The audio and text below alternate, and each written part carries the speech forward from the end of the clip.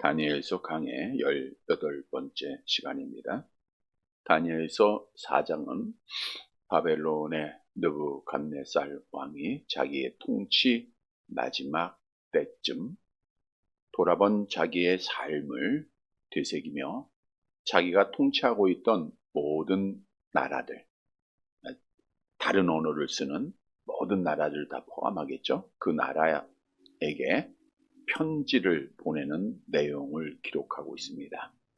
지난주에 편지를 보내면서 4장 1절에서 3절에서 느부갓네살 왕이 하나님을 높이고 있다는 거예요. 물론 말씀드린 대로 그가 예수를 믿고 하나님을 신앙하면서 구원받았다는 뜻은 아닙니다. 그러나 그가 다니엘서 2장의 꿈의 사건을 통해서 또 3장의 사드락 메삭 아벳느고의 사건을 통해서 또 4장 이후에 다니엘의 꿈의 해석을 통해서 여호와가 어떤 분인가는 알았던 거예요. 다시 말하면 하나님에 대한 지식은 그가 가지고 있었다는 거죠. 그래서 하나님을 찬양하고 하나님을 높였다는 거예요. 지난주에는 하나님을 아는 자 이런 제목으로 말씀을 드렸는데 우리도 하나님을 아는 자는 평안을 전하는 자가 되어야 되고, 즉 느부갓네살 왕도 평안을 전했어요. 너희에게 평강이 있을지어다. 근데 내가 주는 평안이 아니라 하나님이 주신 평안을 구하더라고요. 우리도 그리스도 안에서 거듭난 자, 하나님을 아는 자로서 모든 사람 앞에 평안을 주는 자가 되어야 돼요. 그리고 느부갓네살 왕은 자기가 받은 은혜를 간증하더라고요. 놀라운 교훈이죠. 우리도 내가 만난 예수, 내가 만난 여호와 하나님을 전하는 자들이 되어야 되고, 하나님의 주권을 믿고 하나님을 찬양하라. 하나님을 아는 자의 삶으로 우리 하나님께 영광을 돌리는 사랑하는 성도들이 되시기를 다시 한번 주님의 이름으로 간절히 바랍니다. 계속되는 내용은 느부갓네살 왕이 왜 이렇게 하나님을 찬양하고 하나님의 이름을 높이고 있을까? 그가 마지막 때 꿈을 다시 한번 꾸게 돼요. 그 꿈에 대한 내용 때문입니다. 오늘 본문에 보면 꿈을 꾸고 두려움을 가졌다 이런 말씀이 있죠. 오늘 설교 제목입니다. 두려움. 꿈을 꾸고 무서워한 거예요. 무서워했다. 먼저 두려움이라고 하는 것이 우리에게 왜 찾아오는가? 두려움. 6일 창조를 마치시고 하나님께서는 모든 것이 보시기에 심히 좋았더라 말씀한 내용을 보면 거기에는 걱정이나 근심이나 두려움이 있어요? 없어요? 없었어요. 편안한 곳. 그것이 우리가 소망하고 있는 신천신지라 그랬죠. 마지막 새하늘과 새 땅은 두려움이 없어요. 걱정이 없습니다. 근심이 없습니다. 왜냐하면 누가 통치하고 있어요? 하나님만 계시고 하나님이 통치하고 있기 때문에, 우리 주님이 왕이시기 때문에. 그래서 오늘날도 우리가 이 땅에서 주님을 왕으로 모시고 주님의 통치를 받으면 편안하죠. 기쁨이 있죠. 감사가 있죠. 그게 천국이에요. 그게 천국은 너희 안에 있다라는 것. 근데 반대로 두려움이라는 것은 죄의 결과라는 거예요. 첫사람 아담과 하와가 하나님의 말씀에 불순종하고 선악을 알게 하는 실과의 나무를 따먹은 후에 무서움이 그에게 찾아왔어요. 부끄러움이 찾아와요. 그래서 하나님의 얼굴을 피하잖아요. 가인이 동생 아벨을 죽이고 두려움이 그에게 찾아오는 거예요. 그래서 하나님을 피해서 나무에 숨습니다. 그런데 이 두려움을 주관하고 있는 악한 영이 우리로 하여금 오늘날도 죄를 범하게 해요. 그래서 하나님을 무서워서 하나님을 떠나게 하는 일을 하고 있다는 거예요. 우리에게 얼마나 많은 두려움을 주고 있습니까? 삶에 대한 두려움이 있죠. 무엇을 먹을까, 무엇을 마실까, 무엇을 입을까 매일매일 걱정해야 되고 미래에 대한 두려움이 있어요. 내가 어떻게 죽어야 하나 두렵죠. 아플 때 두렵고요. 힘들 때 두렵고 또 사고를 당해도 두려움이 있고 걱정이 있고 이 수많은 것들을 악한 영이 주관해요. 근데 오늘 오전에도 말씀드린 대로 악한 영이 하는 것은 우리가 천국 가는 일에 방해하는 일을 하는 거예요. 올무를 놓는 겁니다. 다시 바꿔 얘기하면 두려움에서 우리가 넘어지고 자빠지면 믿음을 못 지키게 돼 있어요. 두려워한다고 우리가 그 문제 해결하지 못하면 결국에는 실족함을 당하게 되는 거예요. 그래서 성경에도 두려워하는 자들이 결국은 하나님 앞에 심판을 받을 것을 우리에게 경고한 말씀이 있지 않습니까? 우리 요한계시록 21장 8절 말씀 볼까요? 함께 봅니다. 그러나 두려워하는 자들과 믿지 아니하는 자들과 흉악한 자들과 살인하는 자들과 음행하는 자들과 점술가들과 우상 숭배하는 자들과 거짓말하는 모든 자들은 불과 유황으로 타는 못에 던져지니 이것이 둘째 사망. 두려워하는 자들, 결국 둘째 사망. 둘째 사망은 지옥 가는 거잖아요. 우리가 천국 백성들은 두려워하지 말아야 돼요. 오늘 오전에도 세상을 두려워하지 말라, 악한 영을 두려워하지 말라 말씀을 드렸죠. 오늘 오전에는 우리가 두려워하지 않기 위해서는 우리가 하나님이 나와 함께 하심을 믿어야 된다. 하나님이 나와 함께 하시니까 두려워하지. 또 하나님의 나라를 소망해야 된다. 그러면 우리가 두려움을 이겨나가는 거예요. 하나님 앞에 기도해야 된다. 두려움을 이겨나가는 거예요. 오늘 본문의 말씀은 우리가 두려움 문제를 어떻게 갖지 않고 우리가 이 두려움을 또 어떻게 이겨나갈 것인가를 구체적으로 설명해 주고 있어요. 즉 느부갓네살 왕이 꿈을 꾸고 크게 두려움이 찾아와요. 무서웠어요. 근데 왜 그랬을까? 또 어떻게 해결했을까? 그래서 우리는 이 땅에 사는 동안 우리를 실족하게 하는 두려움들, 누가 주는 거라고요? 악한 영이 주는 겁니다. 이 두려움을 이겨나가고 주님 주시는 평안함이 날마다 우리 삶, 우리 마음, 우리 가정, 우리 교회에 임하기를 주님의 이름으로 간절히 바랍니다. 자, 그러면 첫째 대지로 두려움을 이기기 위해서는 어떻게 되는가? 평안할 때 조심하고 끝까지 충성해야 돼요. 본문 4절 말씀 보도록 할게요. 다니엘서 4장 4절. 같이 봅니다. 나 느부갓네살이 내 집에 평안이 있으며 내 궁에서 평강할 때에.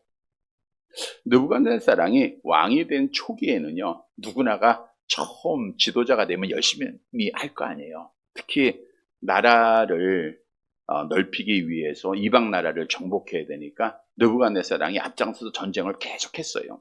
그래서 중반 때까지는 세계 정복을 마치고 그 부귀영화를 누렸던 거예요. 그러니까 쉴 새 없는 날을 보냅니다. 쉬지 않고 싸우는 거예요. 쉬지 않고 일하는 거예요. 그런데 느부갓네살 왕도 나이가 먹고 통치 말년에 되자 바벨론 왕궁을 새롭게 건설을 합니다. 그리고 나서 그 왕궁에서 열심히 충성하고 일한 것이 아니라 사치스러운 삶을 마지막에 살게 됩니다. 그래서 오늘 본문에 보면 느부갓네살 왕이 자신의 집은 궁을 말하고 있죠. 왕궁에서 편히 있었다. 편히 있었다는 것은 매우 편안하고 느긋한 상태입니다. 어떤 다른 불만스러운 일이 없어요. 신경 쓸 일이 없다는 거예요. 얼마나 좋을까요? 신경 쓸 일도 없어요. 세상 정복하고 대제국 이루었겠다. 또 통치하에 있는 많은 그 속국들이 문제를 일으키지 않았거든요. 조공도 잘 바치고. 그러니까 문제없이 평안한 노후를 보내고 있을 때. 또 오늘 본문에 평강할 때라 그랬죠. 궁에서 내가 평강할 때. 이 평강할 때라는 것은 번영할 때, 무성할 때 이런 뜻입니다. 푸른 잎사귀가 마치 나무에서 크게 성장하여 장관을 이루는 것을 연상하면 돼요. 그 뜻이에요.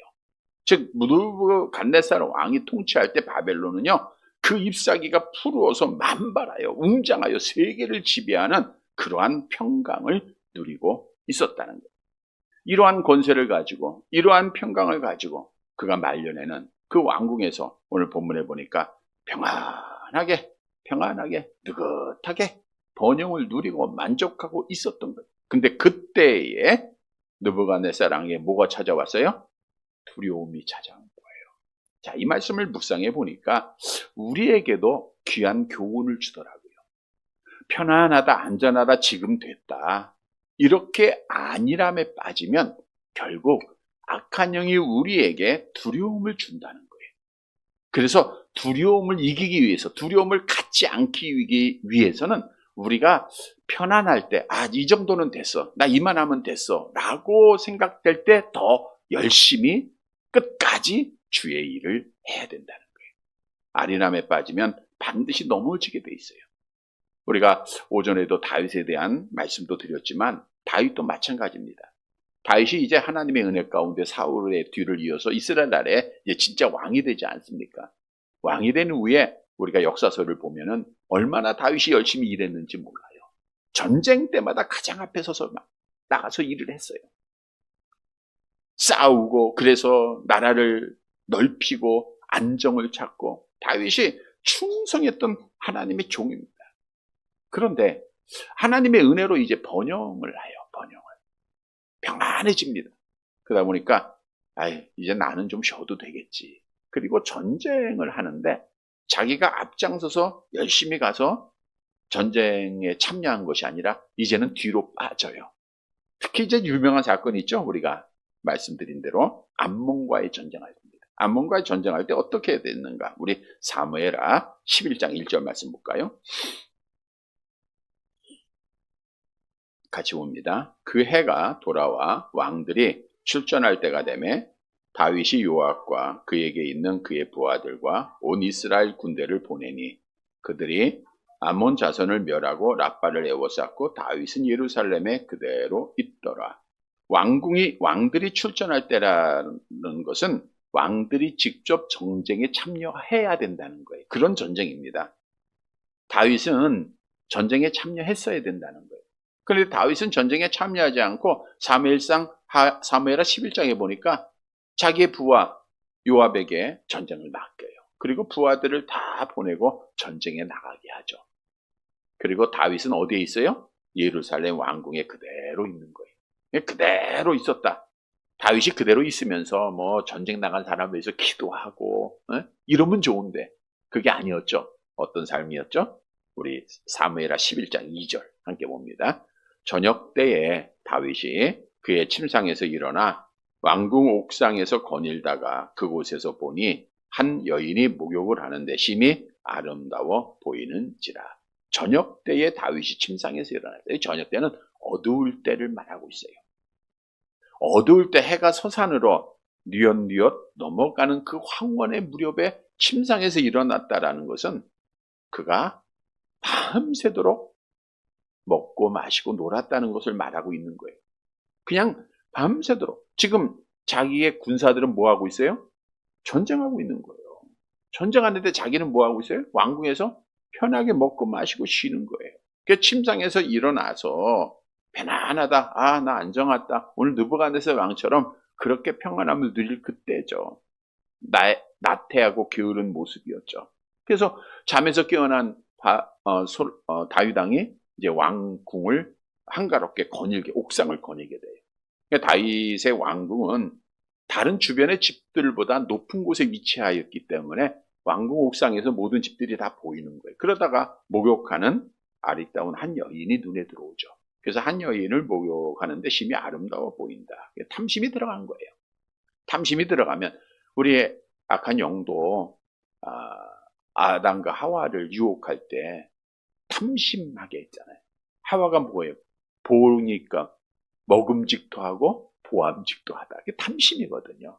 그게 탐심의 우상숭배다 성경은 말하고 있는데 우리가 탐심 갖는 걸 갖지 말아요. 근데 다윗이 어떻든 안일함에 빠졌다가 탐심을 갖게 됩니다. 그 일로 인하여서 간음죄 범했죠. 그의 남편 우리아를 죽이죠. 얼마나 큰 죄를 범했는가. 근데 이 일로 그쳐진 게 아니에요. 죄를 범하고 나니까 뭐가 찾아와요? 그 안에 두려움이 있는 거예요. 그래서 하나님 앞에 나단 선지자의 꾸중을 듣고 그래도 다윗이 위대하고 다윗이 정말 이스라엘 나라의 별이 되고 우리가 본받아야 될 것은 회개하는 사람이었다는 것. 정말 하나님 앞에 철저하게 회개합니다. 자기의 죄를 가리우고 숨기고 이런 것이 아니라 선지자의 말, 하나님의 음성을 듣고 말씀을 듣고 철저하게 회개하는 거예요. 그럼에도 불구하고 하나님께서는 그 죄를 용서해야 안 해요? 용서하죠. 그러니까 용서는 죄에 대한 책임을 용서해요. 지옥 가는 일은 하나님께서 면제시켜 줍니다. 그러나 그 죄의 결과로 그가 얼마나 많은 두려운 일을 겪게 되었는가. 우리가 나단 선지자를 통해서 주셨던 경고를 한번 볼까요? 사무엘하 12장 10절과 11절 함께 봅니다. 이제 내가 나를 업신여기고 햇사람 우리아의 아내를 빼앗아 내 아내로 삼았은즉 칼이 내 집에서 영원토록 떠나지 아니라 하리라 하셨고, 여호와께서 또 이와 같이 이르시기를, 보라, 내가 너와 내 집에 재앙을 일으키고 내가 내 눈에서 내 아내를 빼앗아 내 이웃들에게 주리니 그 사람들이 네 아내들과 더불어 백주에 동참하려. 얼마나 무서운 일들입니까? 칼이 그 집에 떠나진 않았잖아요. 아들들이 서로 칼로 죽이고. 얼마나 무서운 일이에요. 이런 두려움이 있었어요. 문제가 생기는 거예요. 또 다윗의 처첩들이 아들에 의해서 백주에 동침을 당하게 되고, 이런 무서운 일들이 있어요. 뿐만 아니라 12장 14절 사무엘 함께 봅니다. 이 일로 말미암아 여호와의 원수가 크게 비방할 거리를 얻게 하였으니 당신이 낳은 아이가 반드시 죽으리라 하였고. 그래서 바세바가 낳은 아들이 죽잖아요. 얼마나 큰 두려움입니까? 그의 아들 솔로몬도 마찬가지예요. 솔로몬도 처음에는 열심히 했습니다. 성전 건축하고 왕궁 건축하고. 그래서 가장 큰 부귀영화를 누렸다 그러잖아요. 그러다가 편안하고 번영을 이루고 잘 살다가 보니까 이제 왕궁에서 호화로이 처첩을 1000명 두면서 그냥 생활하는, 그러다가 결국 악한 영의 유혹에 넘어지게 되죠. 시험을 당하는 거예요. 두려움이 찾아오는 거예요. 그래서 오늘 주시는 말씀은 오늘 느부갓네살랑도 마찬가지입니다. 그가 왕이 된 초기에 뭐 열심히 일했던 것처럼 계속해서 열심히 일하면 되는데, 그러면 악한 마귀가 찾아오질 않죠. 두려움이 없죠. 그렇게 우리가 영적으로 이해해 보는 거예요. 마찬가지입니다. 우리가 평안할 때, 좋을 때 좀 더 조심해야 돼요. 난 이 정도 했으면 됐어. 그리고 쉬면은 두려운 문제가 반드시 생긴다는 거예요. 그래서 성경도 조심하지 않으면 죄를 짓고 두려움을 갖게 될 것을 경고하고 있죠. 누가복음 21장 34절 함께 봅니다. 너희는 스스로 조심하라. 그렇지 않으면 방탕함과 술 취함과 생활의 염려로 마음이 둔하여지고 뜻밖의 그날이 덕과 같이 너희에게 임한. 스스로 조심하지 않으면 죄를 짓게 되고 그 결과 두려움을 갖게 된다는 거예요. 그래서 고린도전서 10장 12절 암송합니다. 그런즉 선절로 생각하는 자는 넘어질까 조심하라. 조심하라. 넘어질까 조심하라는 것은 오늘 첫 번째 대지에서 주시는 교훈은 끝까지 하라는, 끝까지 열심히 하라는 거예요. 끝까지 충성하라는 거예요.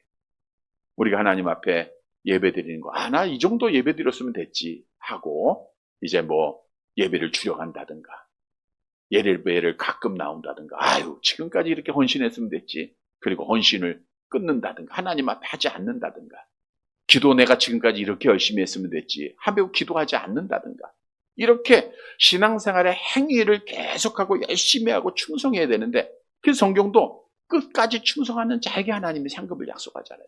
근데 나는 이만하면 됐어, 나 이 정도 했으면 됐어, 그렇게 마귀가 자꾸만 우리의 마음에 안일함을 줘요.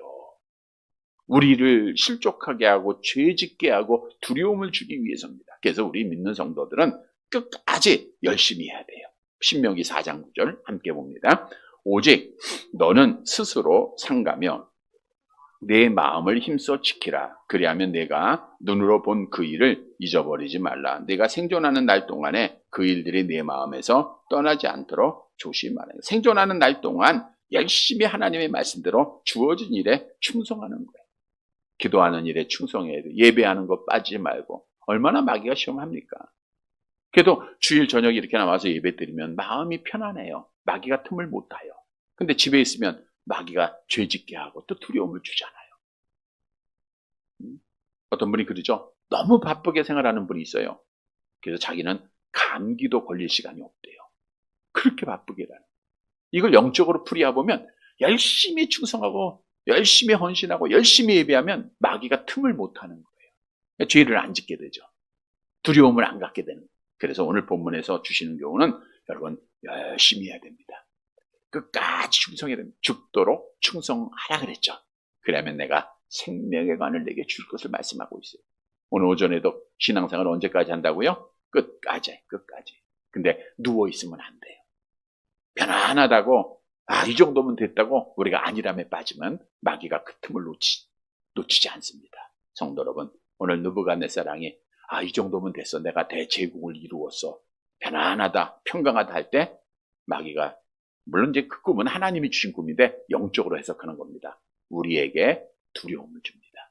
그래서 우리는 날마다 항상 끝까지 주의 일에 충성하고 열심히 예배하고 열심히 우리가 말씀 보고 열심히 헌신하고 기도해서 우리 하나님 앞에 정말 믿음을 지키고 두려움을 당하지 않는, 악한 마귀가 틈타지 못하는 그런 성도들이 되시기를 간절히 바랍니다.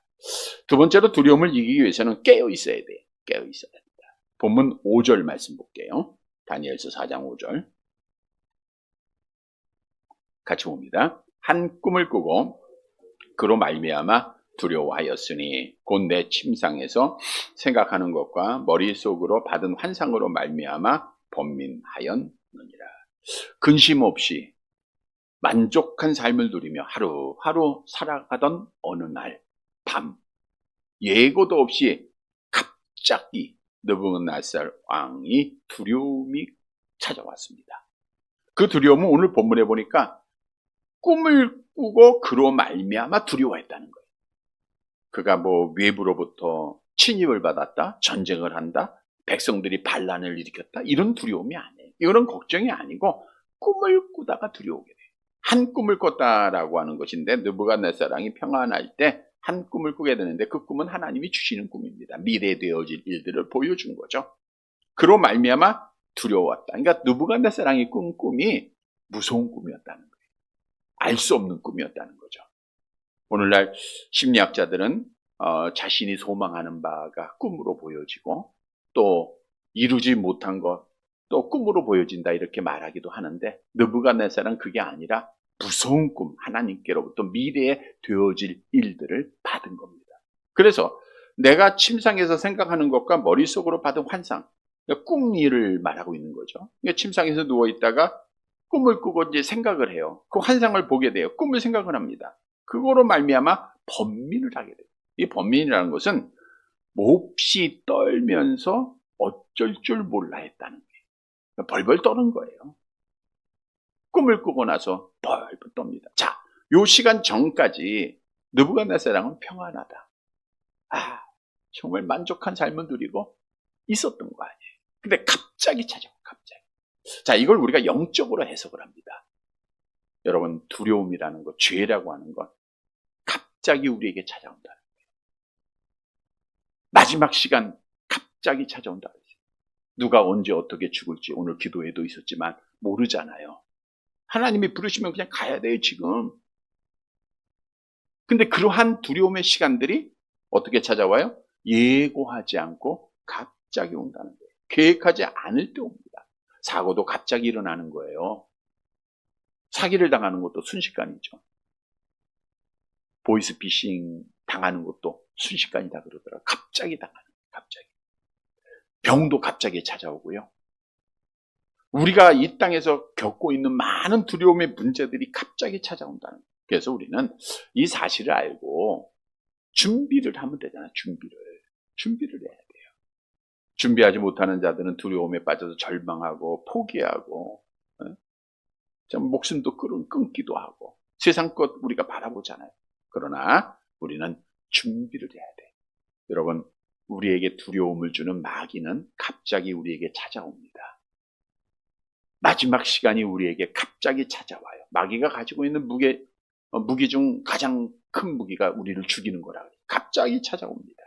그래서 우리 성도들은 주님께서 하신 말씀이 있죠. 골로새서 4장 2절 함께 봅니다. 기도를 계속하고 기도에 감사함으로 깨어 있으라. 깨어 있어야 돼. 깨어 있으라.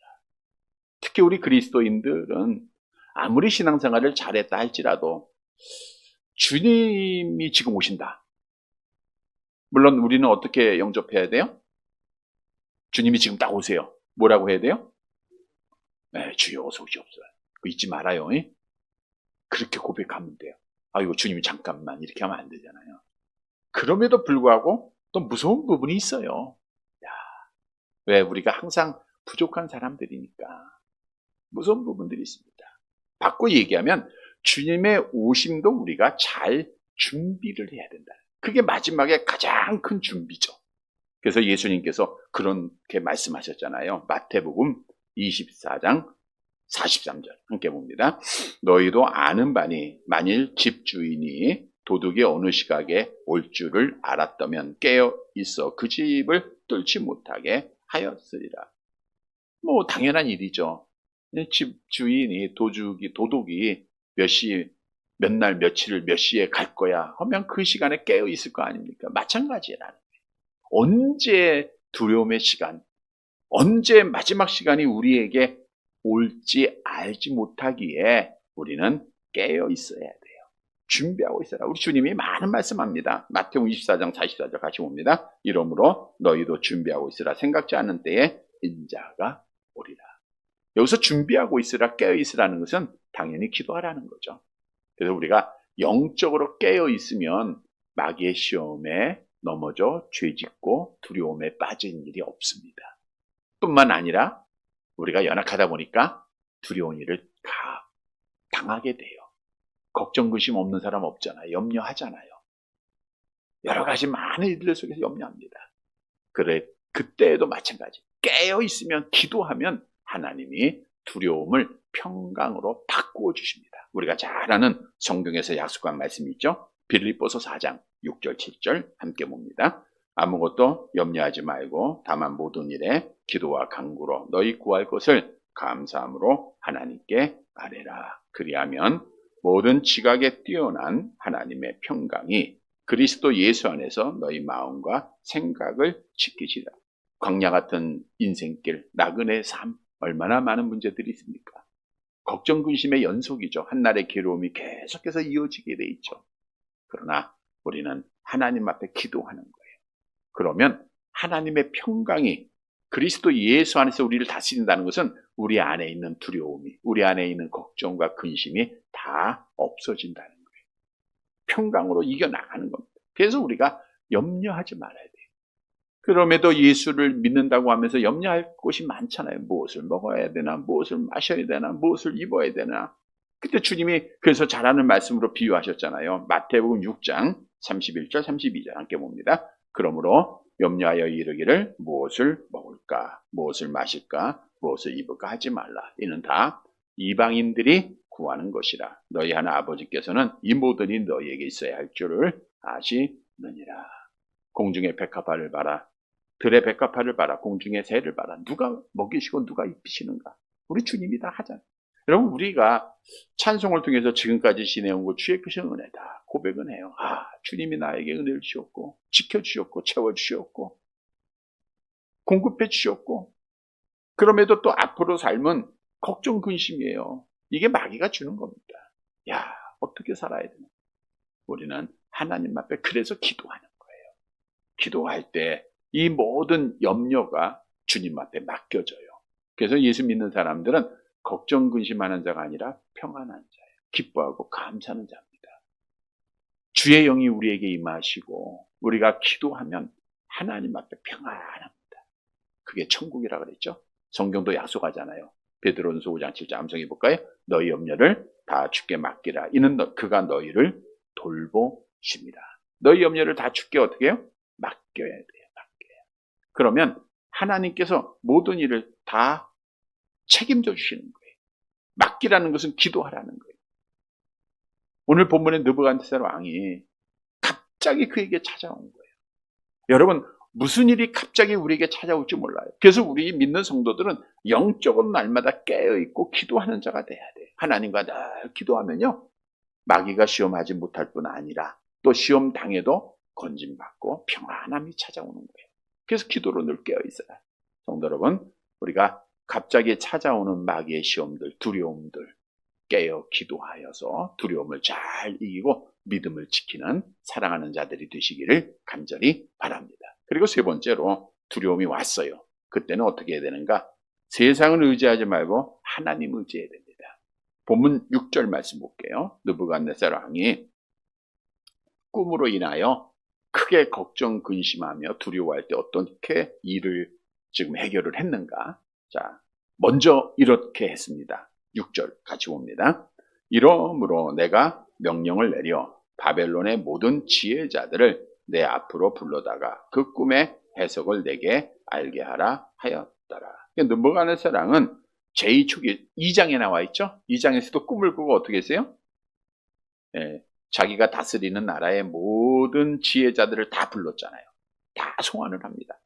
4장에서도 마지막에도 마찬가지. 꿈꾸고 나서 똑같이 다 불렀어요. 누구를 불렀는가? 7절 볼게요. 마지막 절 같이 봅니다. 그때에 박수와 술객과 갈대와 술사와 점장이들이 들어왔으므로 내가 그 꿈을 그들에게 말하였으나 그들이 그 해석을 내게 알려주지 못하였느니라. 그때에 박수, 술객, 갈대, 술사, 점쟁이 다 똑같은 2장에서 불렀던 사람들과 똑같습니다. 박수는 이제 하늘의 별자리를 연구하고 여러 고전들을 탐욕하는 꿈을 해석하는 사람들입니다. 박수.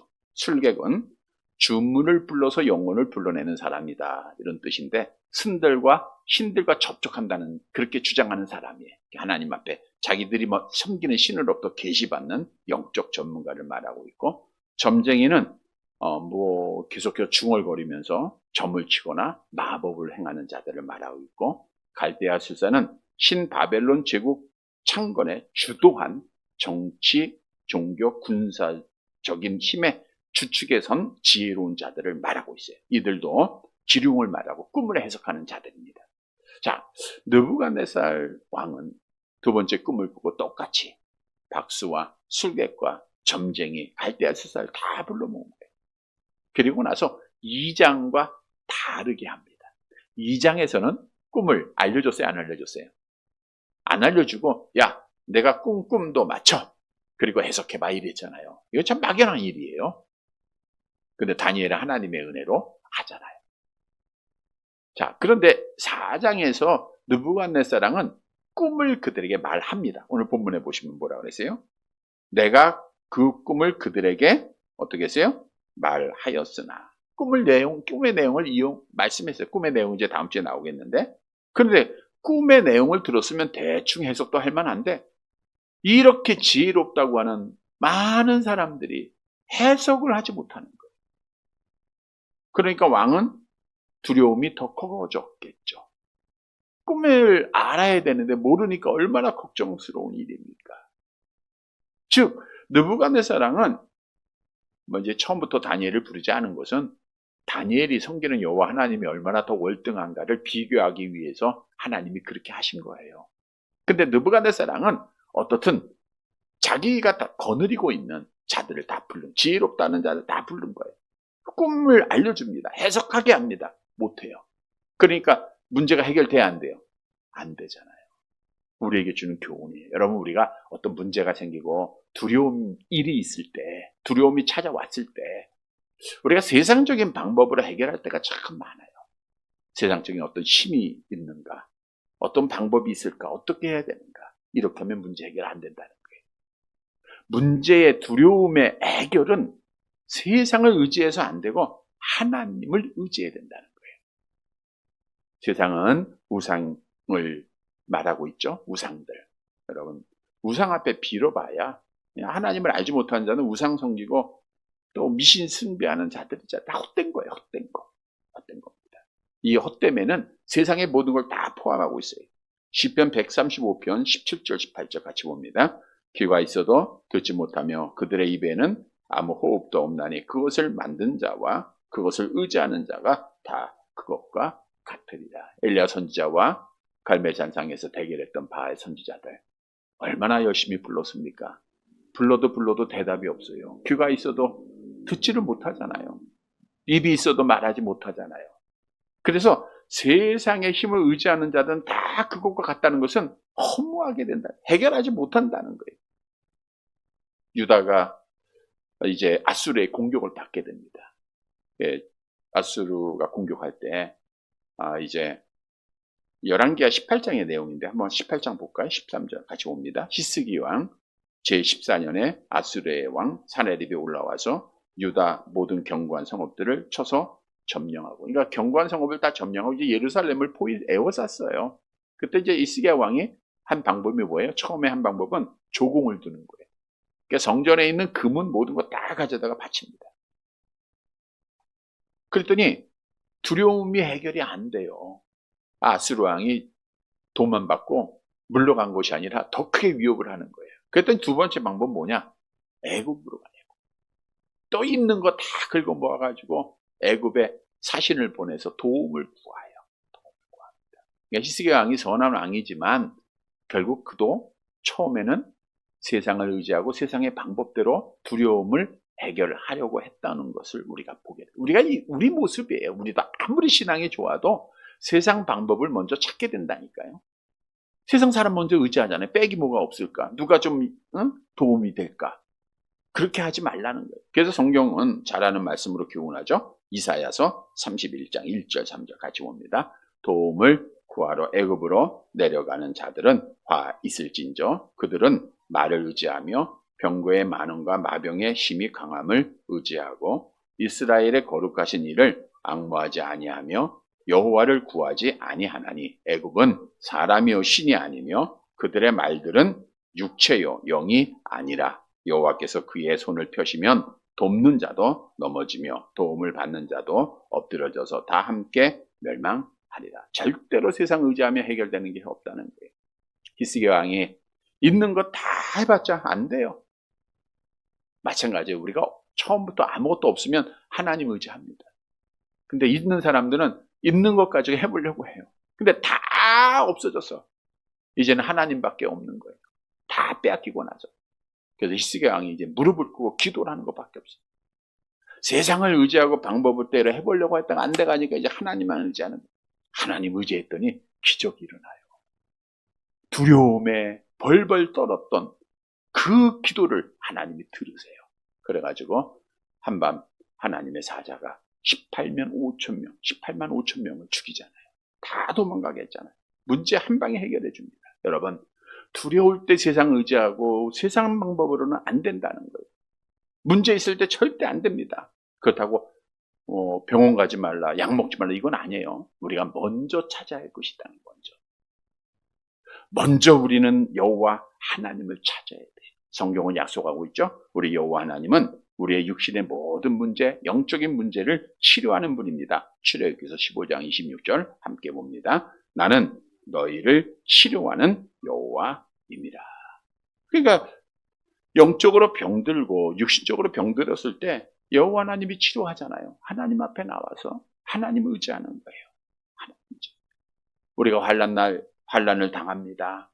어려운 일을 당해요. 여호와 하나님이 약속하죠. 시편 18편 2절 함께 봅니다. 여호와는 나의 반석이시요 나의 요새시요 나를 건지시는 이시요 나의 하나님이시요 내가 그 안에 피할 나의 바위시요 나의 방패이시요 나의 구원의 뿌리시요 나의 산산. 너무나도 잘 알고 있는 말씀. 이 말씀이 암송되어질 때 여호와 하나님만 의지하게 되잖아요.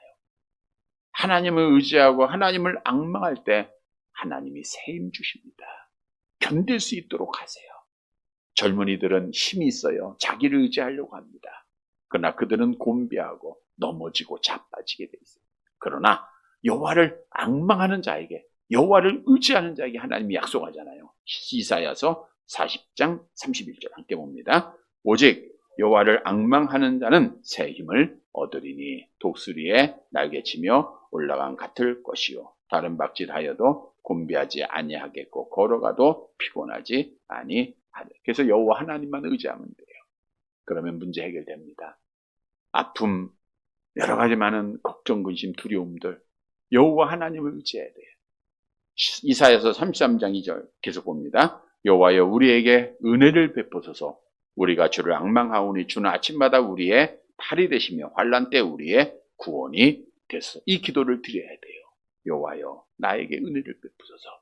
그리고 여호와를 의지하는 거예요. 그러면 하나님이 치료해 주시고 하나님이 건져 주시고 하나님이 해결해 주시는 거예요. 문제 가지고 괴로워할 거 없습니다. 우리 하나님은 생사복을 주관하는 분이에요. 모든 문제 다 해결할 수 있는 분입니다. 우리가 그분을 아빠, 아버지라고 부르고 있잖아요. 그분이 내 편이 되시잖아요. 그분이 오늘 오전에도 내가 너와 함께 하겠다라고 약속하고 있잖아요. 그러니까 우리가 두려움이 없죠. 그래서 우리는 세상을 의지하면 더 큰 두려움에 빠집니다. 하나님 의지하면 돼요. 하나님 의지하면서 믿음 지키는 성도들이 되시기를 간절히 바랍니다. 말씀을 정리해 드립니다. 우리가 하나님 앞에 오늘도 편안하게 예배 드립니다. 감사함으로 예배드립니다. 그런데 하나님과 늘 함께하는 것만은 아니에요. 교회를 떠나며 또 세속된 삶 속의 여러 가지 환경 속에서 갑자기 우리가 두려움을 겪게 돼요. 걱정이 찾아오고 근심이 찾아옵니다. 어떻게 해야 되는가? 어떻게 해야 되는가? 악한 영이 자꾸만 우리에게 두려움을 빠지게 하고 죄를 짓게 하고 그리고 하나님을 떠나게 하는 일들이죠. 우리는 두려워하면 믿음 못 지킵니다. 그래서 오늘 본문의 말씀을 통해서 두려움을 이겨가야 돼요. 두려움 문제를 이기기 위해서 먼저는 두려움을 우리가 겪지 않아야 되죠. 그렇게 하기 위해서는 틈을 주지 말고 열심히 일해야 돼요. 열심히 일한다는 것은 우리 어떤 사회적인 일들이 아니라 영적인 일이 아닙니까? 열심히 예배드리고 열심히 기도하고 열심히 찬양하고 그러면 마귀가 틈을 못 타요. 죄짓지 않고 두려움에 빠지지 않게 된다는 거예요. 지금까지도 열심히 했지만 끝까지 하는 거예요. 끝까지 열심히 하셔야 됩니다. 두 번째로는 깨어 있어야 돼요. 갑자기 찾아옵니다. 갑자기 찾아오는데 깨어있지 못하면 도둑질 당하듯 우리 마음이 빼앗김을 당해요. 늘 깨어서 기도해야 됩니다. 그리고 세상 의지하지 말고 여호와만 의지해야 돼요. 그러면 두려움도 당하지 않고 두려움도 이겨나가고 승리하고 믿음 지키고 복받는 자가 되는 거예요. 사랑하는 성도 여러분, 오늘 말씀 꼭 기억해서 우리가 정말 하나님 앞에 더 열심히 끝까지 충성하고 깨어있고 그래서 두려움에 우리가 걸리지 않고 또 두려움을 우리가 당했다 할지라도 정말 하나님 의지하고 하나님만 바라봄으로 모든 두려움을 이겨나가고 주님께서 주시는 평강이 그리스도 예수 안에서 우리 사랑하는 성도들의 마음과 생각과 삶과 가정을 지켜주시는 귀한 은혜가 있게 되기를 주님의 이름으로 간절히 바랍니다.